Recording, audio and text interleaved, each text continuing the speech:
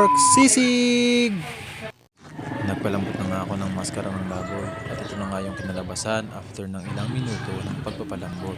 Sinunod ko na rin gayati ng maliliit na gayat ang ating maskara ng baboy upang mabilis ang pagpiprito nito. Ayan na nga, natapos ko na nga gayatin. Nagsalang na nga ako ng kawali at isunod ko namang inilagay ang mantika at inilagay ko na rin ang baboy upang maiprito ito. Ayan na nga, ipiniprito ko na, nilagay ko na isa-isa ang mga pork, ang maskara ng baboy upang maisangkot siya ito. Matapos nga ang ilang minuto ay natapos na ang unang luto nito. Ito na nga, pangalawang salang na nga ito ng parte ng maskara ng baboy upang gawing pork sisig. Ganun pa din, pinagpatuloy ko lang ang aking ginagawa hanggang sa maluto na ito. Ito na nga, isa-isa ko na ngang hinahango ang maskara ng baboy upang gawing pork sisig.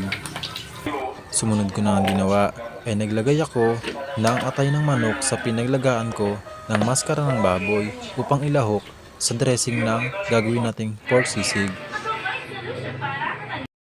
Nang matapos nga ay isinalang ko na ulit ng pangalawang luto ang maskara ng baboy upang gawing pork sisig.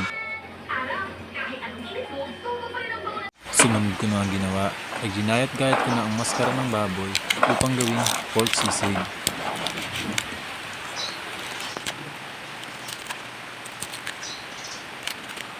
Ganito rin ba kayo mag-pork sisig? Siguro, may kanya-kanya tayong style kung paano magluto ng pork sisig. Pero ito ang aking paraan. Natapos ko na nga gayatin ang maskara ng baboy. Isinunod ko na ang paggayat ng puting sibuyas upang ilahok sa ating pork sisig.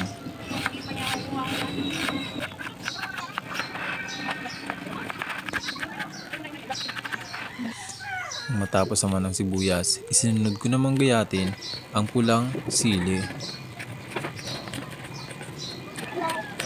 Isinunod ko na rin gayatin ang green na sili upang mas masarap, mas maanghang ang ating pork sisig.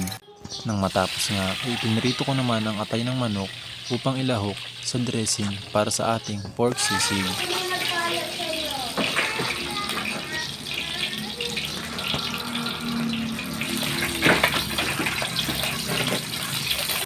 At ito na nga, lulutuin na natin ang ating pork sisig. Sinimulan ko sa paglalagay ng butter sa mainit na kawali. Inintay ko lang itong matunaw. Sumunod ko na nilagay ang ating ginayat na pork sa kawali na mainit. Sinilagay ko na rin ang pulang sili at sibuyas.